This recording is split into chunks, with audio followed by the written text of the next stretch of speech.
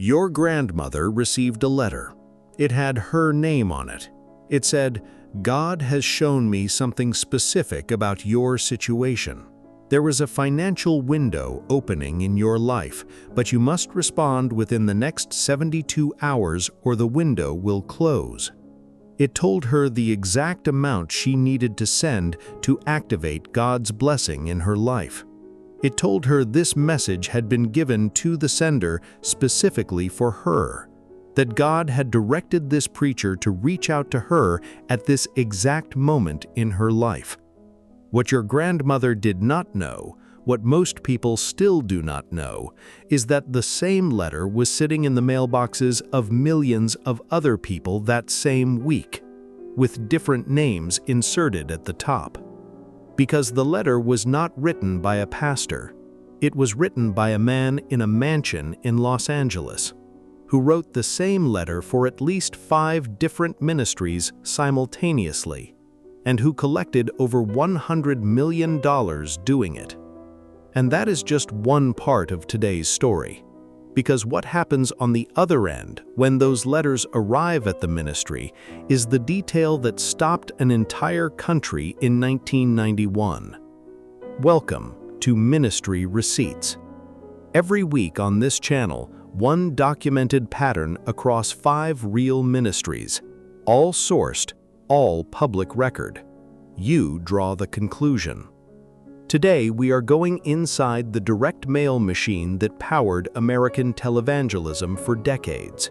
The mechanics of how money was raised through personal letters, prayer request campaigns, and anointed objects, and what happened to that money and to the personal requests once they arrived. 5 cases, 5 documented moments, and one detail documented by ABC News in 1991 that I believe is the most disturbing single piece of evidence in all of televangelist history. We are going to build toward that moment for the next 25 minutes. When we get there, you will understand exactly why it ended one man's career and why he came back anyway. Case number 1. Robert Tilton, Dallas, Texas, November 21, 1991. Robert Tilton was one of the most powerful televangelists in America.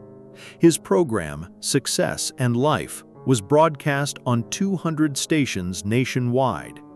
His church, Word of Faith World Outreach Center, claimed 10,000 members.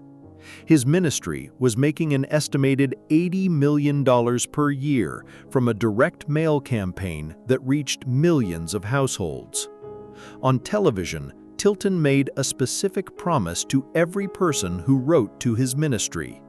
He said he would personally pray over every letter. He said he laid on top of those prayer requests, physically laid on top of them, and prayed so intensely that, in his own words, the chemicals from the paper had actually gotten into his bloodstream and caused him to suffer 2 small strokes. That was the promise: personal prayer, physical dedication. A man of God so devoted to your specific request that it was literally entering his bloodstream. On November 21, 1991, ABC's Primetime Live broadcast the findings of a 6-month investigation. The investigators, working with Trinity Foundation, a Dallas-based ministry watchdog organization, had been quietly visiting dumpsters, not metaphorical dumpsters, actual dumpsters, behind actual banks in Tulsa, Oklahoma, where Tilton's ministry had contracted a fulfillment company to handle incoming mail. And what they found in those dumpsters changed everything anyone believed about Robert Tilton. Thousands of prayer request letters, thrown away, discarded. The letters themselves, unopened in some cases, or opened and emptied, were in the dumpsters. But the checks were not in the dumpsters. The money orders were not in the dumpsters. The cash was not in the dumpsters. The wedding rings that believers had mailed in as offerings, not in the dumpsters. They had been removed for deposit at a nearby bank. The prayer requests, the heartfelt, desperate letters from people asking Robert Tilton to pray specifically for them, were in the garbage. After the money was taken out, Trinity Foundation investigators visited dumpsters on 14 occasions in a 30-day period. Each time, prayer requests. Each time, the money already removed. A former employee, a woman named Morrow who had worked in the letter opening operation, described her job. You're sat down in a cubicle and given a letter opener. You have bundles and bundles of mail and a trash bin beside you. You slice open the envelope, take the money out, and throw the letter away in the bin. She said another employee came by regularly to empty the trash bins. A manager collected the cash and checks. The letters, the prayers, the desperate pleas, the stories of broken marriages and financial ruin went in the bin. ABC primetime live host Diane Sawyer broadcast this evidence to an audience of millions. The program sparked an investigation by the Texas Attorney General. It sparked more than a dozen lawsuits from donors who said they had been defrauded. 200 stations that carried success in life canceled Tilton's program. His church closed. Robert Tilton fled Dallas. He responded to the allegations. He said the prayer requests found in the dumpsters had been stolen from his ministry and planted there for a sensational camera shot. He said, and these are his words, that he had prayed over every single prayer request so intensely that the chemicals actually got into my bloodstream and I had 2 small strokes in my brain. He filed a lawsuit against ABC, Primetime Live, and Diane Sawyer. He lost. When confronted about his ownership of multiple multi-million-dollar estates funded through ministry donations, Tilton responded publicly with these words, "Ain't I allowed to have nothing?" Robert Tilton relocated to South Florida. He married a 3rd wife, and he returned to broadcasting, quietly, below the radar, running new prosperity gospel programs for a new generation of viewers who had never heard of him. He is still on air. That is case number 1. Case number 2. Oral Roberts, Tulsa, Oklahoma, 1987, and a threat from God. To understand the direct mail deception machine, you have to understand where seed faith theology began. And it began with Oral Roberts. Oral Roberts was one of the founders of modern televangelism. He was a genuine pioneer, a man who brought faith healing and prosperity teaching to a television audience decades before the format became common. He founded Oral Roberts University in 1963. He built the City of Faith Medical Center, a 60-story building in Tulsa dedicated to combining prayer and medicine. And in January 1987, Oral Roberts told his viewers that God had spoken to him, with a deadline. He said God had told him to raise $8 million for his medical school scholarships. And then he said something that shocked even people who supported his ministry. He said if he did not raise the $8 million by March 31, 1987, God would call him home. God, according to Roberts, had told him that if the money was not raised, Oral Roberts would die. The response was enormous. Some called it manipulation, extortion by prayer, using the threat of a beloved preacher's death to extract money from his followers. A Jerry Collins dog track owner named Jerry Collins sent $1.3 million to keep Oral Roberts alive. The $8 million was raised. Oral Roberts survived. This moment, January 1987, is documented by religious historians as one of the first and most blatant examples of death threat fundraising in American televangelist history. The technique, "give now or something terrible will happen," did not originate with Roberts, but the scale at which he deployed it and the documented success of it taught an entire generation of preachers that urgency and fear were fundraising tools. Roberts died in December 2009 at the age of 91, 22 years after God had said he would call him home if the money was not raised. That is case number 2. We are halfway through, and I want to pause for the question that connects both cases so far. Oral Roberts told his viewers God would kill him if the money was not raised. It was raised. Do you think the threat was genuine belief or fundraising tactic? Drop your answer and where you're watching from below. UK, US, Canada, Australia, South Africa. I read every comment.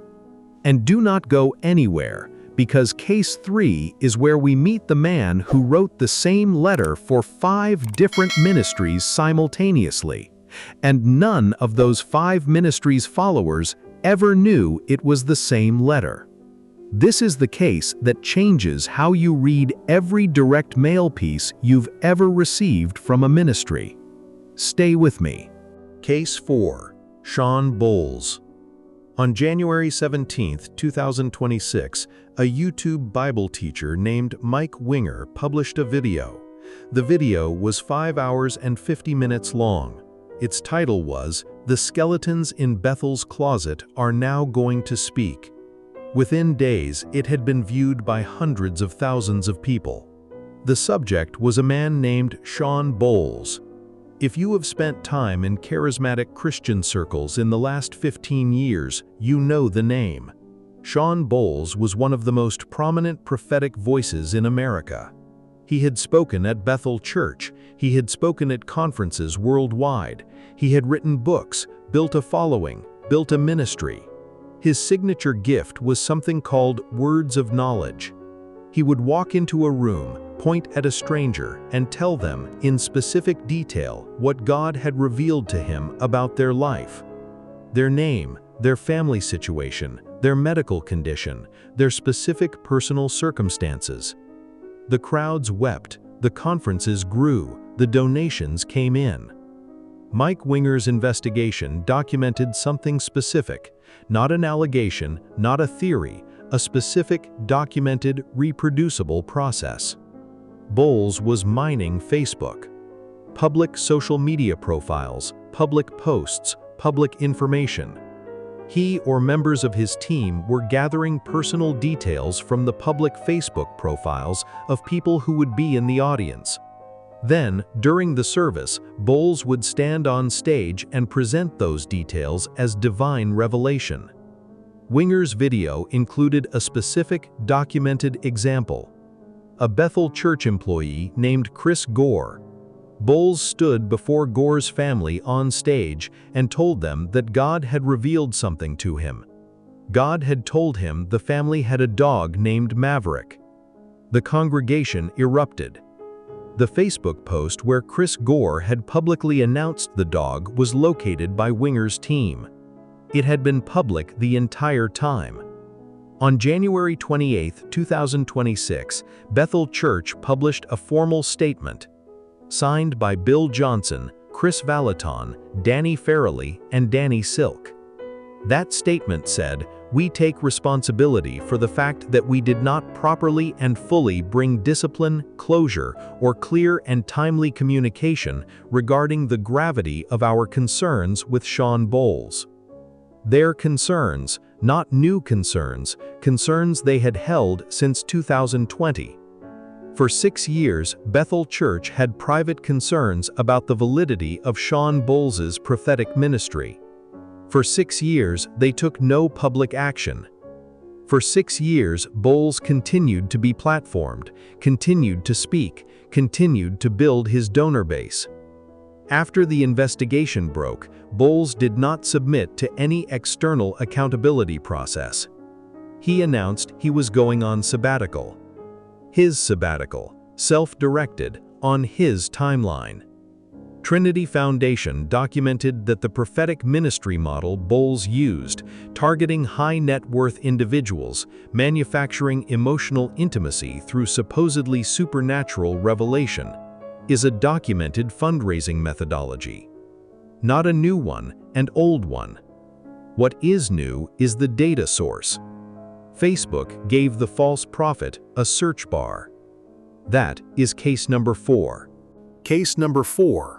Hinn and a cloth that was supposed to transfer healing. Hinn built one of the most recognizable Christian ministries in the world. His crusade events filled stadiums. His broadcast reached an estimated billion people worldwide. His ministry takes in an estimated $100 million per year. One of the signature fundraising tools of Hinn Ministries was the anointed object, specifically the prayer cloth. Hinn would tell his viewers and his crusade attendees that he had prayed over a piece of cloth and that the anointing, the healing power, could be transferred through that cloth to anyone who received it and placed it on a sick loved one. A mother with a terminally ill daughter received a cloth from Hinn at an event. She was told, directly, on stage, publicly, that if she laid that cloth on her daughter, healing would come. This is documented. It is not an allegation. It was witnessed by multiple people present at the event.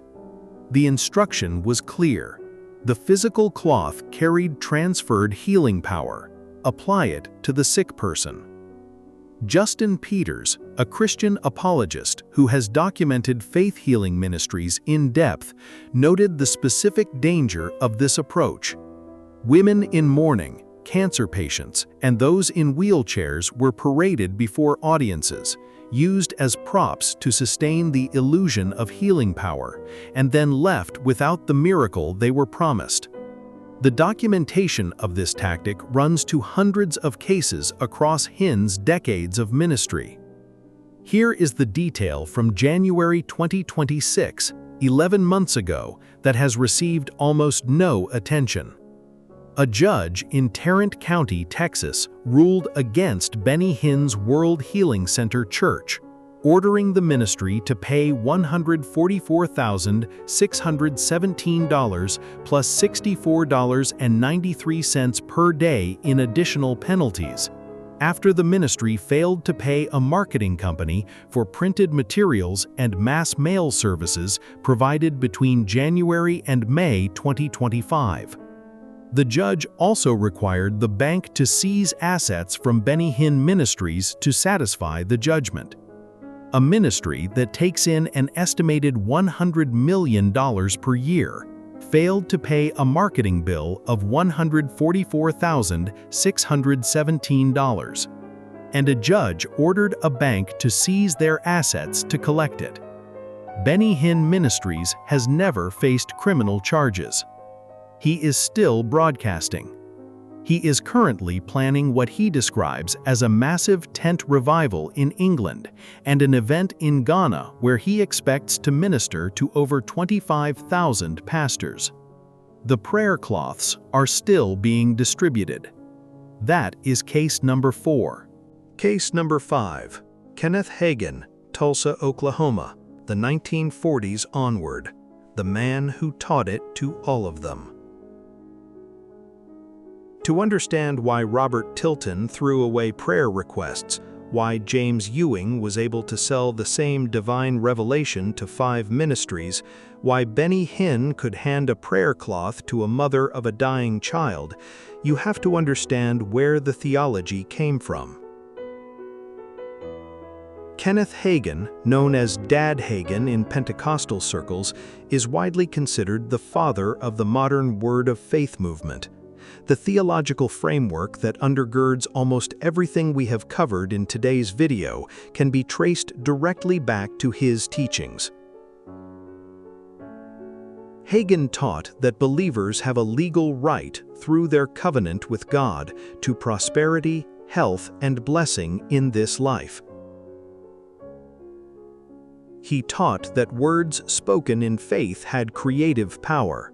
that a believer who confessed financial blessing and planted financial seeds was activating a spiritual law as reliable as gravity. Give, and it shall be given to you, pressed down, shaken together, running over. This was not wrong theology in isolation, but what Hagin's teachings provided, when placed in the hands of people like Tilton and Ewing and Hinn, was a complete theological framework that made every fundraising tactic defensible. The reason the $273 seed works psychologically is because the donor believes they are not giving money to a man, they are activating a spiritual law. The reason the prayer cloth works is because the donor believes healing is a covenant right, and this cloth is the physical point of contact for that right. The reason the personal letter from God works is because the donor already believes that God speaks specifically, personally, about finances. Hagin himself built a substantial ministry empire, Rhema Bible Church in Tulsa. He died in 2003. His estate and his teachings remain one of the most studied and debated inheritances in modern American Christianity. He was never charged with any crime, but the theological framework he popularized gave cover to every tactic we have documented today. And that framework is still being taught in churches, on television, in letters arriving at mailboxes, by the thousands, every week. That is case number 5. Let me bring all 5 together. Case 1. Robert Tilton. $80 million a year from direct mail. A promise to pray over every letter personally, documented by ABC News to be physically impossible. Thousands of prayer requests found in dumpsters after the money was removed. He came back. He is still broadcasting. Case 2. Oral Roberts, the founding father of Seed Faith fundraising, told his viewers God would kill him if $8 million was not raised by March 31, 1987. The money was raised. He lived 22 more years. His technique, urgency through threatened consequence, became a template for an industry. Case 3. James Ewing, the man who wrote the same personal letter from God for at least 5 different ministries simultaneously. $100 million collected from 1993 to 1999. The letter your grandmother received as a personal divine message was a template written in a Los Angeles mansion. Case 4. Benny Hinn. Prayer cloths handed to mothers of dying children with the promise of healing transfer. $100 million per year in ministry revenue. January 2026. Court orders bank to seize ministry assets for an unpaid marketing bill of $144,617. Still broadcasting, still distributing cloths. Case 5. Kenneth Hagin. The theology that made all of it possible. The framework that transformed a fundraising letter into a divine revelation. A prayer cloth into a covenant instrument, a donation into a spiritual law activation. Here is what all 5 cases share. In every case, the transaction was framed as being between the donor and God, not between the donor and the preacher, not between the donor and the ministry, between the donor and the Almighty. When you make God the co-signer on your fundraising, you remove every human mechanism for accountability. The donor cannot demand a refund from God. The donor cannot audit God's use of the seed. The donor cannot sue God when the window closes and the breakthrough does not come. And the preacher, standing between the donor and God, collects the money that passes through his hands on its way to heaven. That is the system. And it has been running for decades. Here is your question for this week. Of the 5 cases we covered, which one do you think has caused the most harm? Not financial harm, spiritual harm. Was it Tilton throwing away the prayers of desperate people after removing the money they sent with them? Was it Roberts telling his viewers God would take his life if they did not give fast enough? Was it Ewing's assembly line of personal divine revelations that turned God's voice into a template? Was it Hinn handing a cloth to a mother and telling her it would heal her dying daughter? Or was it Hagin building the theological framework that gave all the others their cover? Drop your answer. Drop where you're watching from. I read every single comment on this channel. And if you want to understand how the money actually is spent once it arrives at a ministry, we covered that in Set A of this series. 5 specific dollar amounts, 5 documented purchases, and the federal conviction of a man who hid $1.7 million while asking for 273 seeds from his viewers. The convictions. 5 prosperity preachers who were actually found guilty by federal courts. The verdicts, the sentences, and what happened after they were released. Subscribe. Notifications on. I will see you there.